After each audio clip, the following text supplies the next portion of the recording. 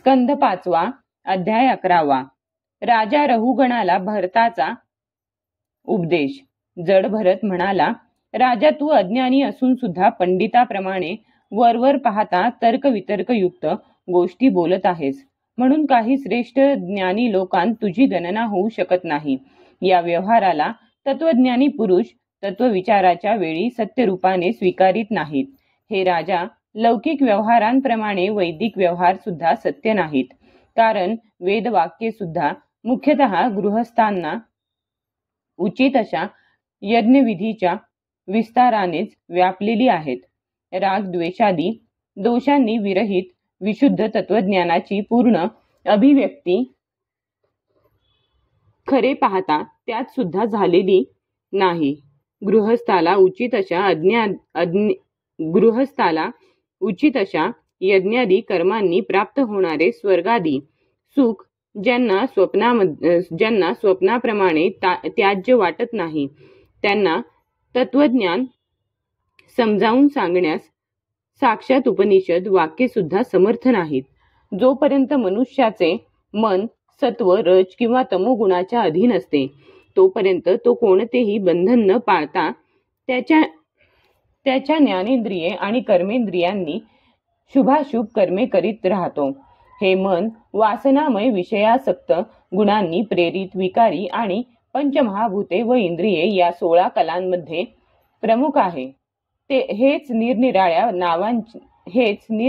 नावांनी देव, मनुष्य इत्यादी रूपे धारण करून शरीररूप उपाधींच्या भेदाने जीवाचे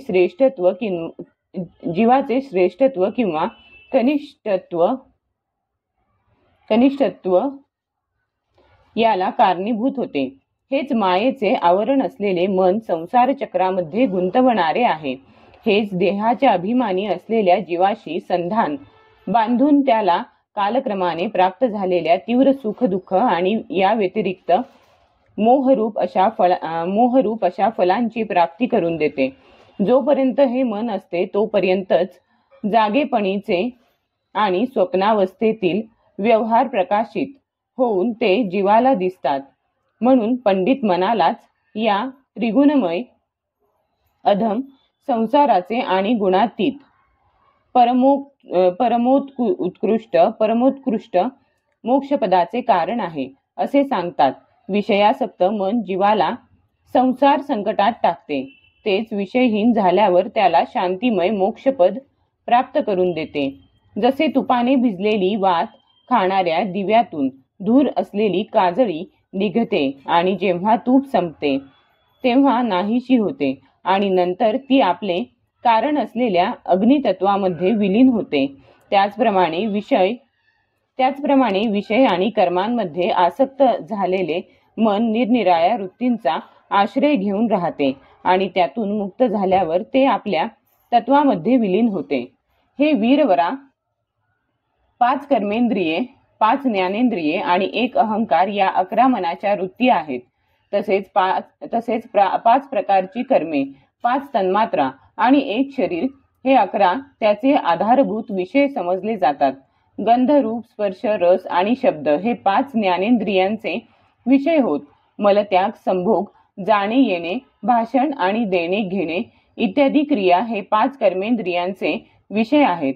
तसेच हे माझे आहे असे मानणे हा अहंकाराचा विषय आहे. काही लोक अहंकाराला मनाची 12वी वृत्ती आणि त्याचा आश्रय असणाऱ्या शरीराला 12वा विषय मानतात. मनाच्या या 11 वृत्ती विषय, स्वभाव, संस्कार, कर्म आणि काल यांमुळे शेकडो, हजारो आणि कोट्यवधी भेदांमध्ये व्यक्त होतात. परंतु आत्म्याच्या सत्तेमुळेच यांचे अस्तित्व आहे, स्वतःमुळे किंवा एकमेकात मिसळल्यामुळे नाही. मन ही जीवाची मायेने निर्माण केलेली उपाधी आहे. हे विशेषतः संसार बंधनात टाकणाऱ्या अशुद्ध कर्मातच प्रवृत्त होऊन राहते.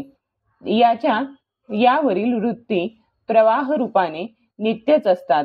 जागेपणी आणि स्वप्नावस्थेत त्या प्रगट होतात आणि सुषुप्तीमध्ये झाकलेल्या राहतात.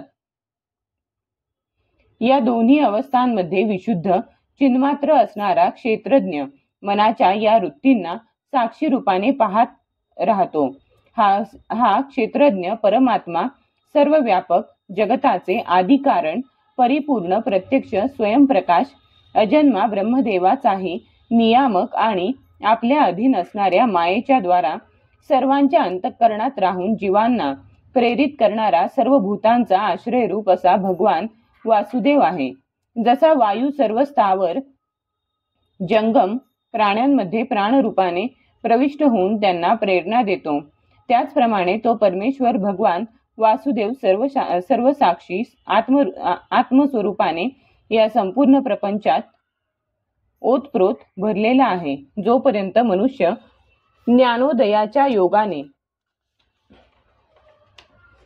या मायेचा निराश करून सर्वांची आसक्ती सोडून आणि काम क्रोधादी 6 शत्रूंना जिंकून आत्मतत्व जाणून घेत नाही आणि जोपर्यंत तो आत्म्याच्या उपाधिरूप मनाला संसार दुःखाचे कारण समजत नाही, तोपर्यंत तो या लोकी असाच भटकत राहतो.